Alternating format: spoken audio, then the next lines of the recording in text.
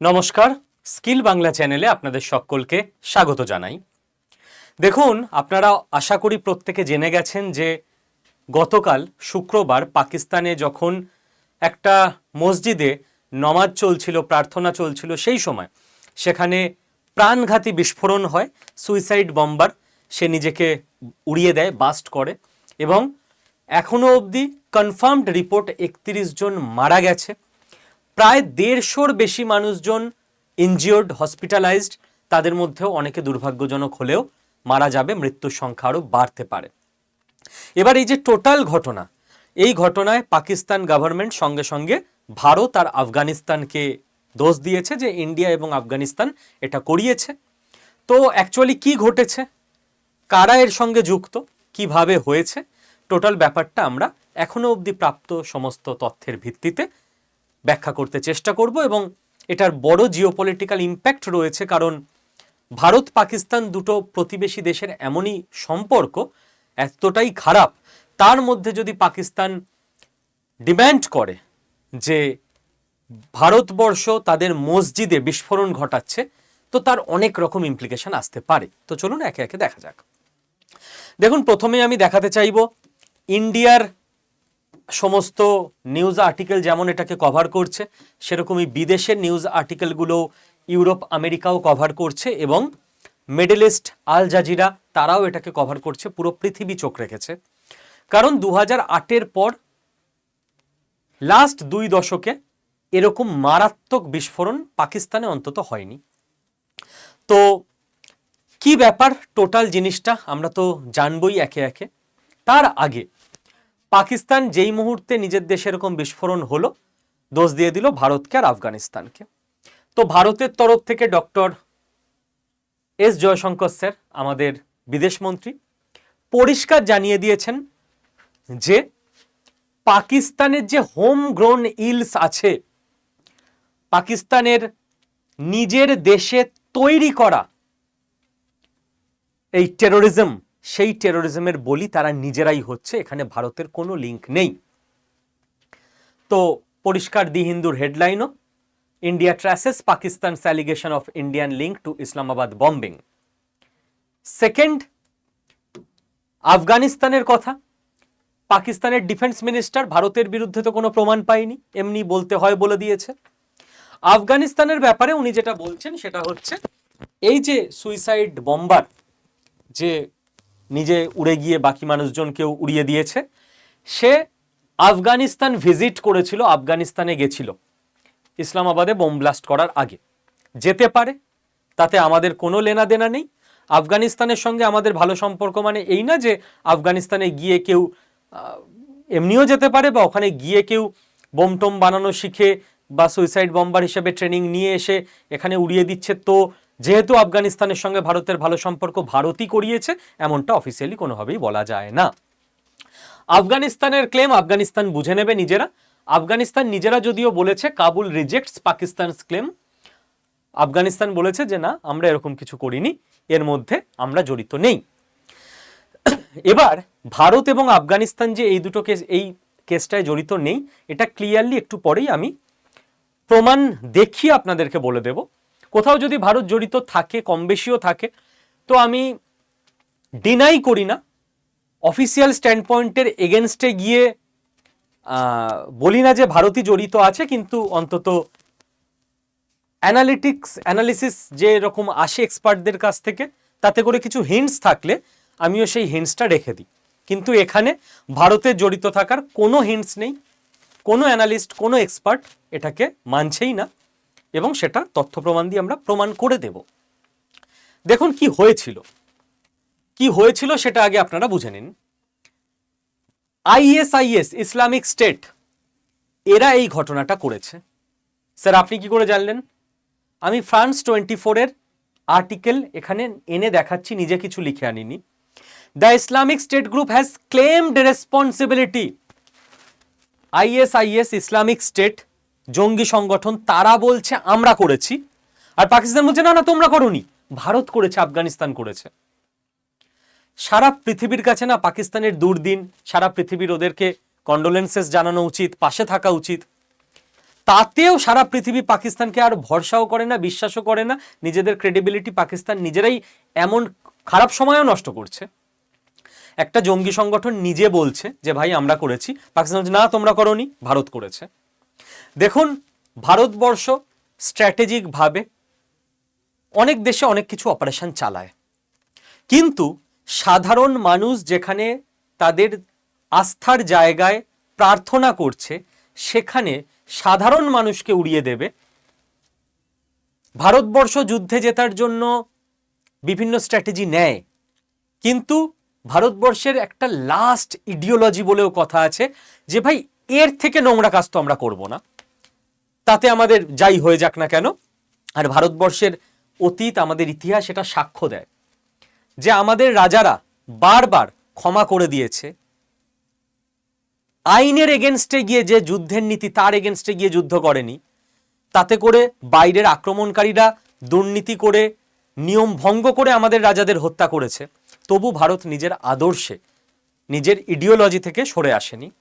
হ্যাঁ, আজকের ভারত অতটাও উদার নয়, আমায় মারলে তোমায়ও মার খেতে হবে, কিন্তু তাই বলে তোমাদের সাধারণ মানুষকে আমরা মেরে আসব, এটা কোনোদিন ভারত করেনি, কোনোদিন করবেও না। অপারেশন সিঁদুরের সময় পাকিস্তান একই নোংরামি করতে চেয়েছিল। পাকিস্তান বলেছিল পাকিস্তানের যে মস্ক, যে মসজিদ, সেখানে নাকি ভারতবর্ষ অ্যাটাক করেছে মানুষকে খেপানোর জন্য রিলিজিয়াস দিক থেকে। কিন্তু ভারতবর্ষ প্রিসিশন বেসড স্ট্রাইক করেছিল, যেখানে জঙ্গি ঘাঁটি, সেই জঙ্গি ঘাঁটিগুলোর ছাদ একদম উড়ে গেছিল, সানরুফ বানিয়ে দিয়েছিল ব্রহ্মস দিয়ে। কিন্তু কোনো সাধারণ মানুষকে, কোনো আস্থার স্থলে, রিলিজিয়াস প্লেসে ভারতবর্ষ অ্যাটাক করেনি। এটা ভারতবর্ষ, সে তার ইডিওলজি নিয়েই চলে, এবং সারা পৃথিবীতে এই জন্যই আধুনিক যুগে ভারতবর্ষ আবার তার গ্লোরি ফিরে পাচ্ছে, সম্মান ফিরে পাচ্ছে। তো আমরা এই ধরনের কাজ কোনোদিন করব না। আইএস নিজে স্বীকার করে নিয়েছে, এর থেকে আর বড় প্রমাণ কি হতে পারে? কি হয়েছে না, দেখুন যেটা বললাম, 31 জন মারা গেছে, 169 জন এখনো অবধি হসপিটালে ভর্তি। কোন মসজিদে এই ব্লাস্টটা হয়েছে? ইমাম বারগা কাসেরি খাদিজাতুল কুবরা মসজিদ। এইখানে প্রচুর মানুষ ফ্রাইডে প্রেয়ার, শুক্রবার একটি বিশেষ দিন ইসলাম ধর্ম যারা মেনে চলেন তাদের কাছে। সব দিনই হয়তো প্রার্থনা হয়, কিন্তু শুক্রবার বেশি করে তারা প্রার্থনা স্থলে আসেন। সেই সময় পুরো মসজিদটা প্যাকড ছিল, যারা ওয়ার্শিপার ছিলেন, নমাজ পড়তে এসেছিলেন তাদের দ্বারা। সেই সময় এই যে অ্যাটাকার, যে অ্যাটাক করতে গেছিল, তাকে গেটে আটকানো হয়, সিকিউরিটি পার্সনরা তাকে গেটে আটকায়। গেটে যখন তাকে আটকায়, সেই সময় ও সামনে যেতে চেষ্টা করছিল, আরো ভেতরে ঢুকতে চেষ্টা করছিল। সেই সময় বচসা বাঁধে, ওকে গেটে সিকিউরিটি গার্ড আটকে দিয়েছে, ও ঢুকতে পারছে না। এবং সিকিউরিটি সার্ভিসের ভলেন্টিয়ার, সে বুঝতে পারে যে এ বেটা সুবিধার নয়, একে থাইতে গুলি মারে। এবং যেই সময় একে থাইতে গুলি মারে, এ দেখে আমার তো জারিজুরি ফাঁস, ধরতে পেরে গেছে, সঙ্গে সঙ্গে নিজেকে উড়িয়ে দেয়। এবং নিজেকে উড়িয়ে দেয়, ওই মারাত্মক ব্লাস্ট, 31 জন মারা যায়, 169 জন হসপিটালাইজড। এবার এই যে আইসিস গ্রুপ এটা করলো, এরা কারা একবার মনে করিয়ে দিই, যে এরা সুন্নি ইসলাম ফলো করে। ইসলামের অনেক ভাগ আছে, অনেক ভাগের মধ্যে মূলত দুটো ভাগ হচ্ছে শিয়া আর সুন্নি। পার্থক্য কি? যারা শিয়া, এদের সারা পৃথিবীতে পার্সেন্টেজ 15% মতো, সুন্নি এরা 85% মতো। তো ইসলামের মধ্যেও সংখ্যালঘু হলো শিয়া। শিয়া হচ্ছে ইরানের লোকেরা, ইরান, ইরাক, এরা হচ্ছে শিয়া। অন্য সব জায়গায় আছে, বাংলাদেশ, পাকিস্তান, সব জায়গায় 10-15% শিয়া আছে। বাংলাদেশে 10-15% নিয়ে একটু কম আছে, 7-8%। ভারতবর্ষেও আছে, বাট মেনলি ইরানে শিয়া অধ্যুষিত, ইরাকে। তো যারা শিয়া গোষ্ঠী, তারা প্রফেট মোহাম্মদের মৃত্যুর পর থেকে বলে আসছে যে ইসলামিক ওয়ার্ল্ডকে লিড যে করবে, সে প্রফেট মোহাম্মদের বংশের কোনো লিনিয়েজের লোক হতে হবে, এটা ওদের বিশ্বাস। এছাড়াও মানে বেসিক ডিফারেন্স বলছি, এছাড়াও অনেক বিশ্বাসে পার্থক্য আছে, যদিও দুপক্ষই কোরআনকেই মেনে চলে। আর যারা সুন্নি, তারা প্রথম থেকে বলে এসছে যে না, যে যোগ্য কমিউনিটি যাকে চুজ করবে লিডার হিসেবে সে লিড করবে, সে প্রফেট মোহাম্মদের বংশের কেউ না হলেও চলবে। তো এই হচ্ছে মেন পার্থক্য, এছাড়াও আরো অনেক পার্থক্য আছে, আমরা সেই ডিটেলিংয়ে যাব না। তো এই যে আইএসআইএস এই জঙ্গি সংগঠন, এরা মূলত সুন্নি সম্প্রদায়ের। আচ্ছা, পাকিস্তান মূলত সুন্নি সম্প্রদায়ের, ঠিক আছে, পাকিস্তানে 85% মানুষ সুন্নি। এই যে আইএসআইএস সুন্নি সম্প্রদায়ের লোক, এরা মূলত ইরাক আর সিরিয়াতে গড়ে ওঠে, ঠিক আছে, ওখানে ওরা একদম ক্যালিফেট গঠন করতে চেষ্টা করে আল কায়দাকে পিছনে ফেলে।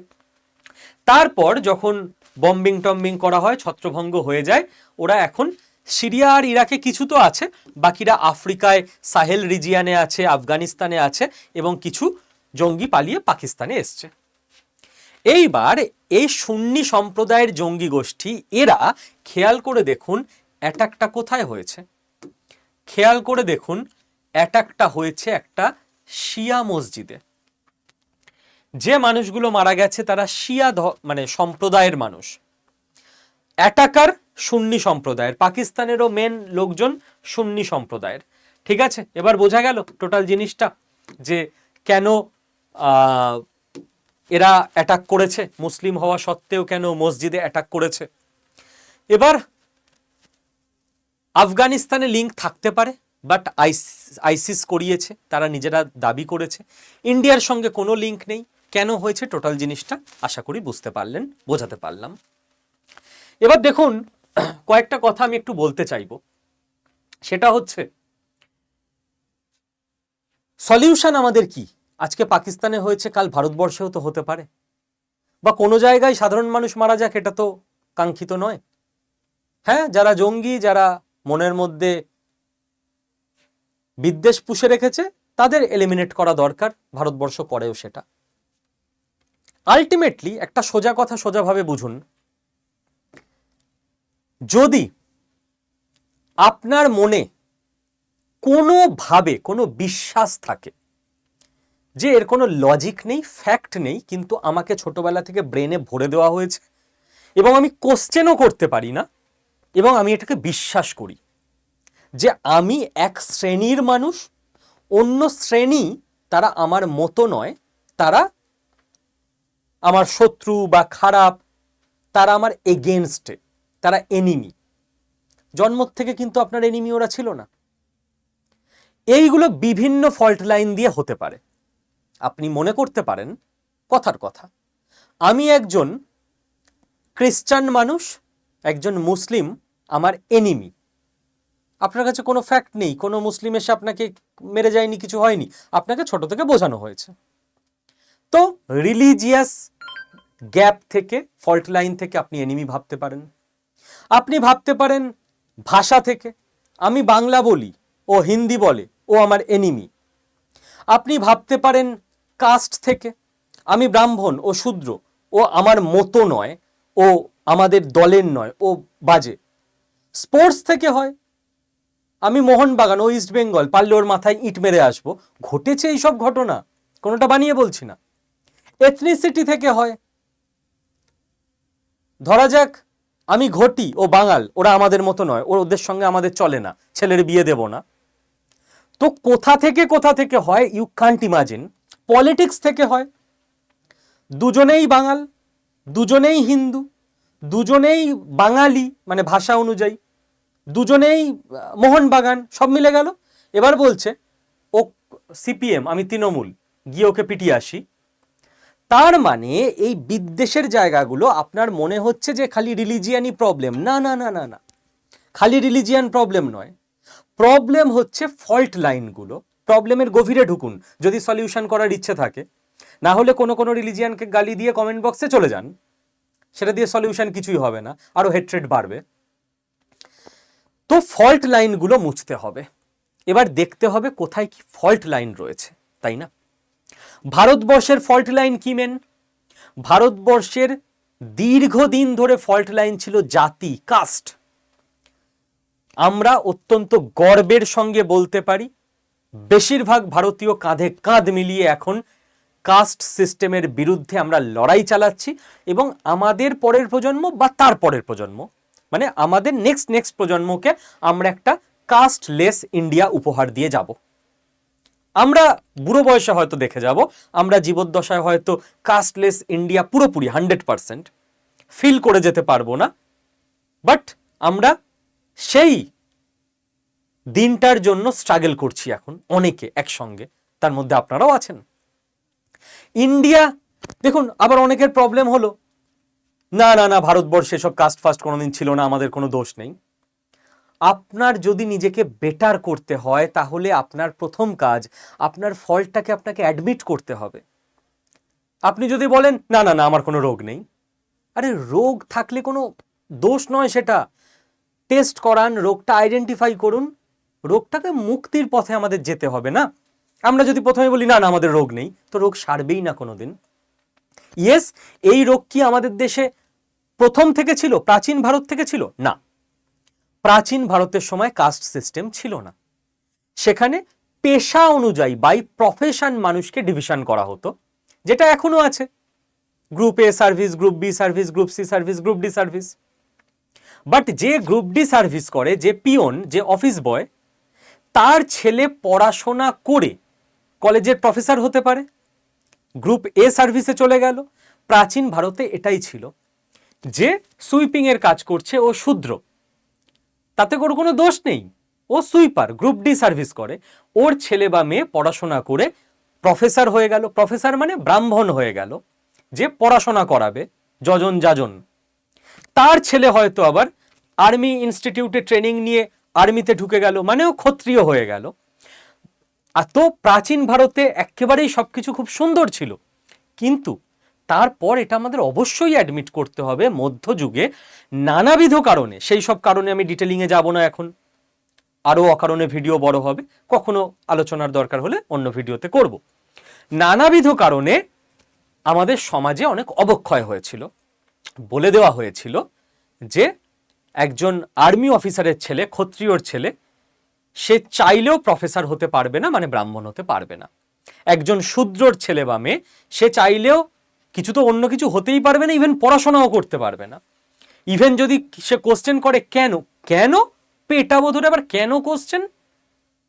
তো যারাই নিজেদের ফায়দায় মানুষকে বোকা বানিয়ে কিছু একটা বিলিফ সিস্টেম বানিয়ে রাখে, এটাই বিশ্বাস করতে হবে, তুমি শূদ্র, তুমি শূদ্রই থাকবে, তোমার বাবা শূদ্র, তুমিও শূদ্র, তোমার ছেলেও শূদ্র হবে। কেন কেন বিশ্বাস করতে হবে, এটাই বলা আছে, কোথাও কেউ বলে যায়নি, কেউ একজন নিজের ফায়দার জন্য বলেছে। তো এই প্রবলেমে আমরা ছিলাম, 1000 বছর ছিলাম, এটা মানতে আমাদের কোনো লজ্জা নেই, গর্ব, আমরা এখান থেকে বেরোচ্ছি। আমাদের দেশ আজকে বলছে বাটোগে তো কাটোগে, আমাদের এক থাকতে হবে সবাইকে, কোনো ব্রাহ্মণ, ক্ষত্রিয়, শূদ্র, বৈশ্য কেউ নেই, সবাই ভারতীয়, সবাই ইন্ডিয়ান। তাই তো? আপনার গ্রামে, পাড়ায়, আপনার পরিবারে কতটা পার্থক্য এসছে আপনি জানেন সব থেকে বেশি। আপনি যদি মনে করেন রাতারাতি সব পাল্টে যাবে, তাহলে কিছু বলার নেই, আপনার সঙ্গে তর্কে গিয়েও লাভ নেই। বাট আমি দেখেছি আমার গ্রামে, আমার পরিবারে, আমার পাড়ায় পার্থক্য। 20 থেকে 25 বছর আগের কথা বলছি, কারোর বিয়ে হলেই আগে জিজ্ঞেস করতো এই পদবী কি, মেয়ের বাড়ির বা ছেলের বাড়ির, ও কি কাস্ট। আজকে রেয়ার কেস আমি দেখি এরকম কেউ জিজ্ঞেস করছে, রেয়ার কেস। ঘটি বাঙাল বিয়েই হতো না, অসম্ভব ছিল, মারামারি দাঙ্গা লেগে যাওয়ার মতো অবস্থা কেউ বিয়ে করে আনলে। আজকে 80% থেকে 90%, আমি যে জায়গায় থাকি, যে গ্রামে, সলভ হয়ে গেছে। 20% রয়েছে, এক প্রজন্মে সলভ হয়ে যাবে, আমি 2 প্রজন্ম টাইম নিয়ে রেখেছি।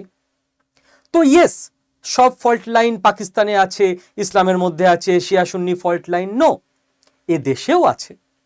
আমাদের বেটার সোসাইটি করতে গেলে আগে বাস্তবটাকে স্বীকার করতে হবে, বাট আমরা সেটার বিরুদ্ধে লড়াই করছি।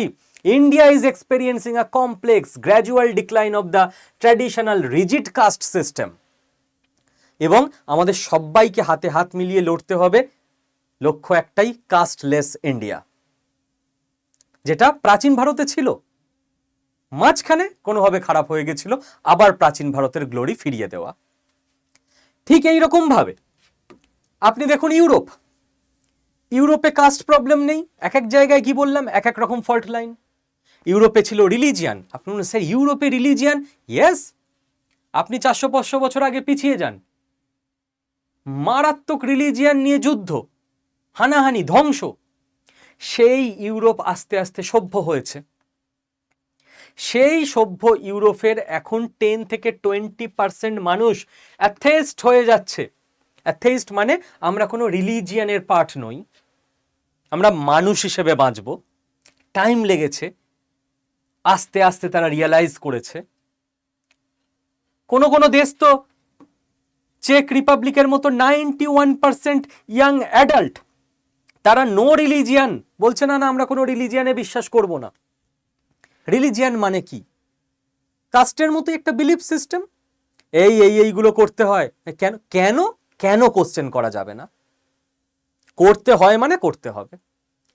আমি যেমন বাই প্রফেশন টিচার, সারাদিন পড়াই, তো অফলাইনে একটু আগে ক্লাস নিয়ে আসছিলাম। আমার ক্লাসে সবসময় ঘোষিত থাকে যার যা প্রশ্ন আছে করবে। আমি যদি কোশ্চেনে ভয় পাই, তার মানে আমার ভেতরে কোনো ফল্ট আছে, আমার কাছে লজিক ক্লিয়ার নেই, ডেটা ক্লিয়ার নেই, ফ্যাক্ট ক্লিয়ার নেই, তাই আমি কোশ্চেন আসতে দিচ্ছি না। কোশ্চেন দেখলে আমি বলছি মারো এটাকে, এ বিলিফ সিস্টেমের এগেনস্টে যাচ্ছে, কাস্টের বিরুদ্ধে কোশ্চেন তুলছে, রিলিজিয়ানের বিরুদ্ধে কোশ্চেন তুলছে। আমার যদি ফান্ডামেন্টাল ক্লিয়ার থাকে, আমি কোশ্চেনকে ভয় পাবো না। কোশ্চেন দেখলে বলবো না যে এগেনস্টে যাচ্ছে সিস্টেমের, একে এক্ষুনি হত্যা করো। তো রিলিজিয়ান মানে কি? কোশ্চেন করতে পারবে না। ইউরোপ রিলিজিয়ান থেকে বেরিয়ে আসছে। আর কোনো ক্রিশ্চানিটি বা ইসলাম বা কোনো একটা দুটো তিনটে চারটে রিলিজিয়ান না, বাস ইন্ডিয়ার কাস্ট সিস্টেম নয়, এরকম সারা পৃথিবীর অসংখ্য দেশে অসংখ্য ফল্ট লাইন আছে, অসংখ্য রিলিজিয়ান আছে, অসংখ্য সিস্টেম আছে। কোনো একটা দুটোকে দোষ দিয়ে লাভ নেই যদি আপনি আলটিমেট গুড চান। এবং সেখানে দেখুন ইউরোপ সনাতন ধর্মে ফিরে আসছে। কিসের জন্য? যেটা বললাম, লজিক, স্পিরিচুয়ালিটি এবং হলিস্টিক লাইফস্টাইল, যেটা ভারতবর্ষের প্রাচীন ঐতিহ্য ছিল। মাঝখানে ভারতও ঢুকে গেছিল রিলিজিয়ানের মধ্যে, বলছিল হিন্দু রিলিজিয়ান। আরে না, রিলিজিয়ান মানে বিলিফ সিস্টেম, এটাই। এর বাইরে কথা বললেই পেটাবো। কোনো ইন্ডিয়াতে রিলিজিয়ান প্রাচীনকালে ছিল না। আমরা ওসব ভুলভাল বিলিফ সিস্টেমে কোনোদিন বিশ্বাসী ছিলাম না। ইন্ডিয়া সবসময় কোশ্চেন করেছিল। আপনি গীতা খুলে দেখে নিন, অর্জুন একের পর এক কোশ্চেন করছে, কৃষ্ণ তো পারলে চাটি মারতো। কোশ্চেন করছিস? কৃষ্ণ প্রত্যেকটা আনসার দিয়েছে। এখানে কোশ্চেন আনসার চলে, এখানে লজিক চলে, এখানে গুরু শিষ্য পরম্পরা চলে। ইন্ডিয়ার প্রাচীন ট্র্যাডিশন আপনি দেখে নিন, সেখানে স্পিরিচুয়ালিটি ছিল। স্পিরিচুয়ালিটি আর রিলিজিয়ান আলাদা।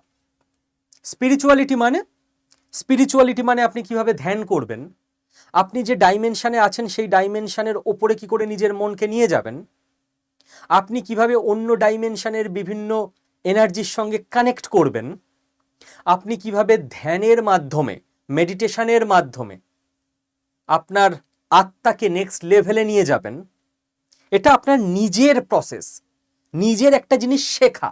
যেরকম আপনি অঙ্ক শেখেন, বাংলা শেখেন, ইংরাজি শেখেন, জিওপলিটিক্স শেখেন, লার্নিং, স্পিরিচুয়ালিটি। আর আপনাকে কোথাও বলা হলো এটা একটা উপাসনা স্থল, এখানে এসে সবাই মিলে এটা বলো, ওটা কি স্পিরিচুয়াল উন্নতি? ওটা লার্নিং নয়। ওরকম কোনো সিস্টেম ভারতবর্ষে এক্সিস্ট করতো না। স্পিরিচুয়ালিটি এক্সিস্ট করতো। গুরুর কাছে যেত, সাধকের কাছে যেত, যারা শিখতে চায় তাদের কাছে শিখতো। এবং হোলিস্টিক লাইফস্টাইল, ভারতবর্ষ কি বলতো? আয়ুর্বেদ, যোগা, মেডিটেশন, যাতে করে আপনার বডি এবং মাইন্ড বেটার হয়।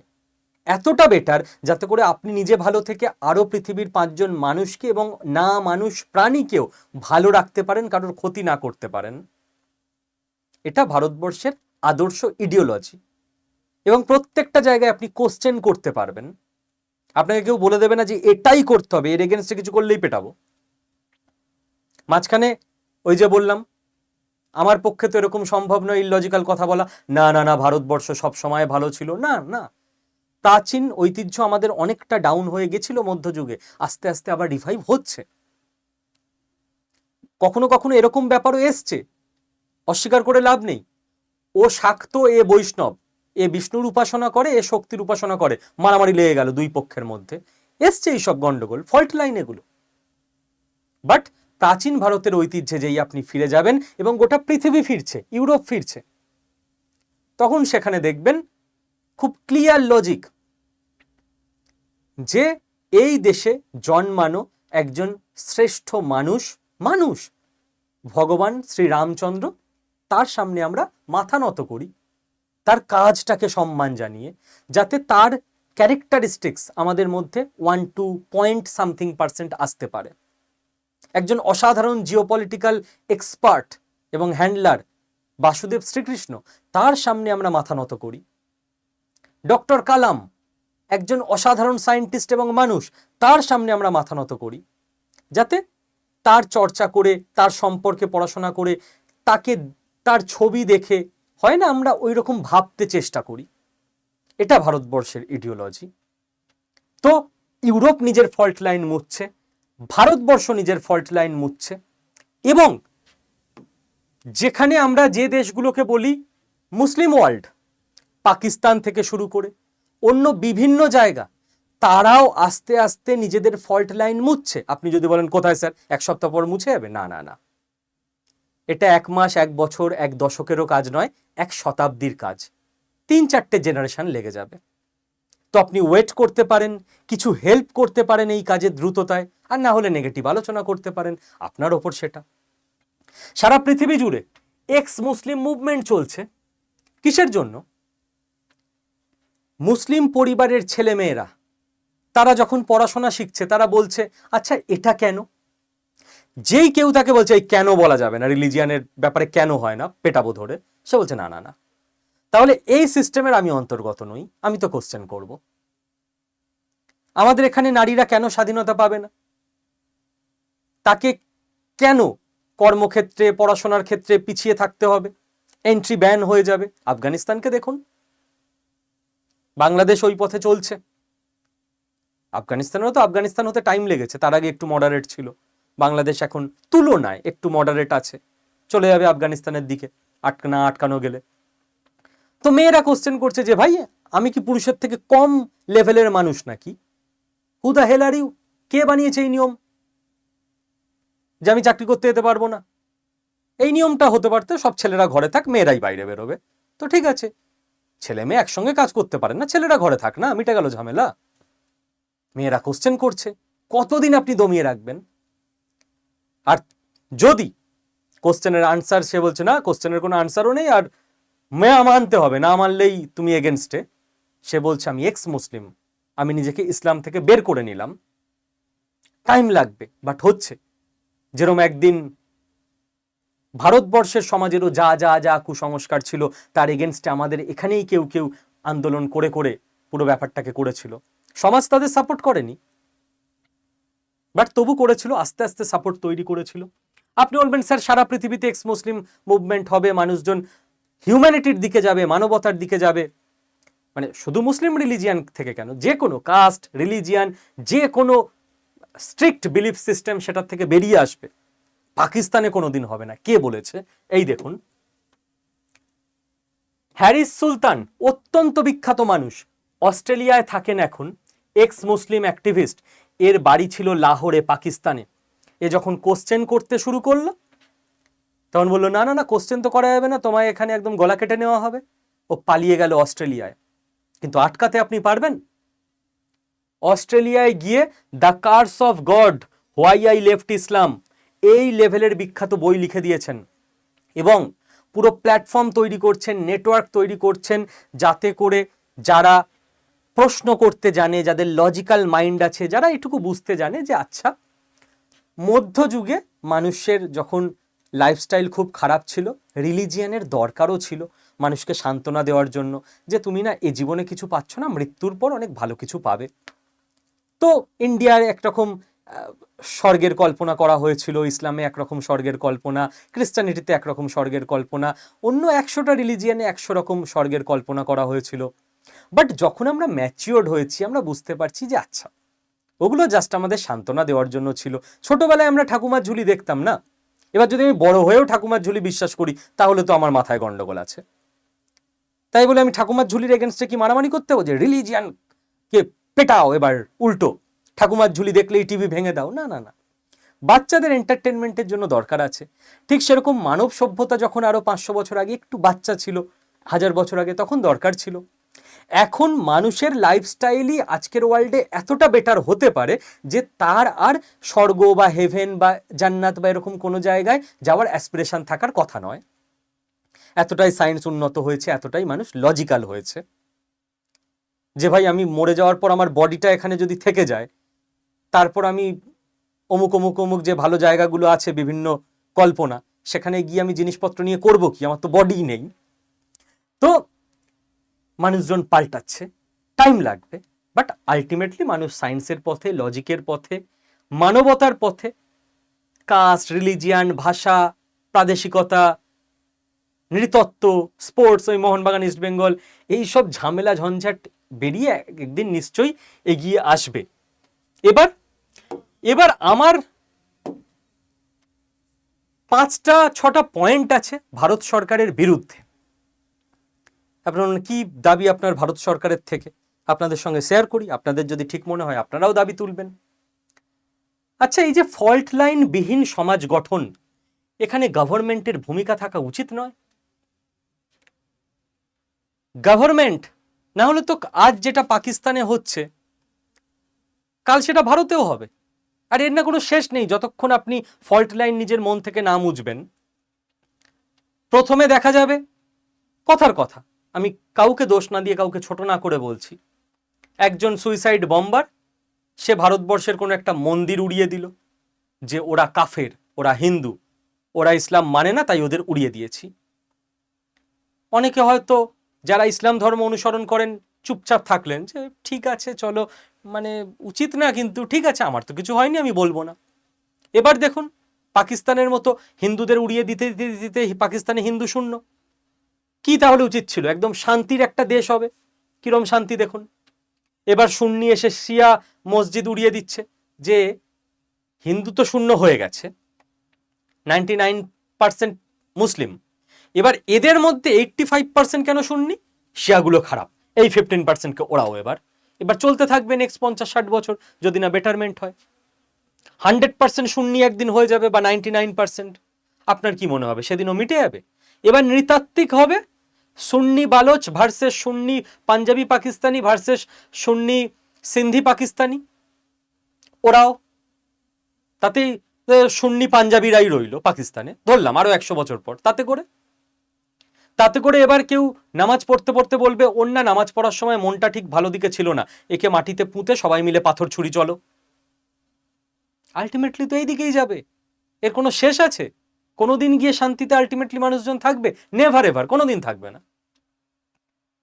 তো গভর্নমেন্টের কি ভূমিকা আছে? আমার পাশের দেশে, আমি বাঙালি বলে বাংলার ব্যাপারটা নিয়েই বলবো, একজন তসলিমা নাসরিনের জন্ম হয়েছে, যেমন আমার দেশে একজন রামমোহন রায়ের জন্ম হয়েছে, একজন ঈশ্বরচন্দ্র বিদ্যাসাগরের জন্ম হয়েছে, একজন স্বামী বিবেকানন্দের জন্ম হয়েছে, যারা ভারতকে ইউনাইট করার জন্য, সমাজের কুপ্রথাকে সরিয়ে দেওয়ার জন্য অনেক কাজ করেছেন। একজন রামকৃষ্ণ পরমহংসদেবের জন্ম হয়েছে। ঠিক পাশের দেশে একজন তসলিমা নাসরিনের জন্ম হয়েছে, কিন্তু ভারত তাকে সাপোর্ট দিল না। পাশের দেশে একজন আসাদ নূরের জন্ম হয়েছে, যিনি লজিক্যাল কথাবার্তা বলেন, কিন্তু ভারত তাকে সাপোর্ট দিল না। এটা ভারতের গভর্নমেন্টের দায়িত্ব নয়? হ্যাঁ স্যার, ভারতের গভর্নমেন্ট কি করতে পারে? কি করতে পারে মানে, একটা সুস্থ সমাজ গঠনের জন্য আমাদের চারপাশে যদি অসুস্থ সমাজ থাকে, আমরা ভালো থাকবো, তার ইম্প্যাক্ট তো আমাদের সমাজেও আসবে। গভর্নমেন্ট এই ধরনের মানুষজনকে ফান্ড দিতে পারে না যারা র্যাডিক্যাল ইডিওলজির বিরুদ্ধে কথা বলে। হ্যাঁ, খালি র্যাডিক্যাল ইসলামের বিরুদ্ধে না, র্যাডিক্যাল ইসলাম, র্যাডিক্যাল ক্রিশ্চানিটি, র্যাডিক্যাল ইন্ডিয়ান সমাজের যে যে প্রবলেম আছে প্রত্যেকটার বিরুদ্ধে যারা কথা বলে, গভর্নমেন্ট তাদের ফান্ড দিতে পারে না, গভর্নমেন্ট তাদের অ্যাওয়ার্ড দিতে পারে না সারা পৃথিবীতে বিখ্যাত করে তোলার জন্য, গভর্নমেন্ট তাদের বিভিন্ন ইউনিভার্সিটিতে লেকচারের জন্য ডেকে পাঠাতে পারে না যাতে করে ইয়াং স্টুডেন্টদের তারা মোটিভেট করতে পারে। গভর্নমেন্ট পারে না তাদেরকে বিভিন্ন গভর্নমেন্ট কমিটিতে নিয়ে আসতে, যাতে করে আমাদের দেশের ইয়াং ছেলে মেয়ে, হিন্দু, মুসলিম, খ্রিস্টান, বৌদ্ধ, জৈন, যে যে রিলিজিয়ানের হোক, তাকে ইন্ডিয়ান করে গড়ে তোলা যায়, তার মনে যেন কোনো ফল্ট লাইন না থাকে। সেই জন্য এই ধরনের মানুষজনকে সামনে নিয়ে আসতে গভর্নমেন্ট পারে না। এদের বই, এদের ভিডিওকে গভর্নমেন্টের উদ্যোগে চারিদিকে প্রচার করতে আমার মনে হয় আজকে এগুলো গভর্নমেন্টের দায়িত্ব। না হলে এমনি সমাজ এইরকম মানুষজনের বিরুদ্ধে এত লেভেলের অ্যাগ্রেসিভ যে কজন মানুষ সাহস করে এগিয়ে আসতে পারবে? এই যে এই দুজনই বিদেশে থাকে, বিদেশে থেকে সবকিছু অপারেট করে, নিজের দেশে থাকতে পারে না, পালিয়ে গেছেন। তো এমনি এরা এত প্রবলেমে আছে, আমরা কি করে এক্সপেক্ট করবো আরো 10 জন মানুষ তৈরি হবে এরকম, যদি না গভর্নমেন্ট তাদের সাপোর্ট দেয়? সেখানে ভারতের তো রোল প্লে করা দরকার বলে আমি মনে করি। ভারতবর্ষের একই সঙ্গে স্ট্রিক্ট রোল প্লে করা দরকার, ক্র্যাক ডাউন করা দরকার। যারা ফেসবুকে ভিডিও আসে আর সরকার দেখতে পায় না, কোনো ধর্মীয় জলসা থেকে, কোনো ধর্মীয় সভা থেকে, আমি সমস্ত রিলিজিয়ানের কথা বলছি, কেউ উস্কানি দিচ্ছে, শূদ্র দেখলে জুতো পেটা করো, কেউ বলছে ও ওই ধর্মের, অতএব ওকে পেটাও। গভর্নমেন্ট এদের ক্র্যাকডাউন করতে পারে না। একটাকে ক্র্যাকডাউন করে পুরো পাবলিকলি সারাদিন যদি লাইভ টেলিকাস্ট চালানো হয় যে একে এই ধরনের 3rd ডিগ্রি দেওয়া হচ্ছে, সব সোজা হয়ে যাবে। সবাই বলবে যে ভারতবর্ষের কনস্টিটিউশনই মেনে চলবো, আর কিছু বাবা মানবো না, দেশের এগেনস্টে আর কিছু বলবো না, কোনো ফল্ট লাইন মনে রাখবো না। তো আপনারাও, আমি রিকোয়েস্ট করব, যে যেখানে যেভাবে আছেন, কারোকে খারাপ কথা না বলে, নেগেটিভ কোনো কিছু না করে, পজিটিভলি নিজের মতো করে ফল্ট লাইন কমাতে চেষ্টা করুন। প্রথমে নিজের মনে, পরিবারে, সমাজে। কেউ কোনো উচ্চ পদে রয়েছেন, সে তার পদের সুবিধা বা সামান্য পাওয়ার দিয়ে একটু বড় সেকশনে, রাতারাতি হবে না, বাট 3-4 প্রজন্মে আমরা করে ফেলবো। আমি তো এটাই আশা রাখবো। থ্যাংক ইউ সকলকে।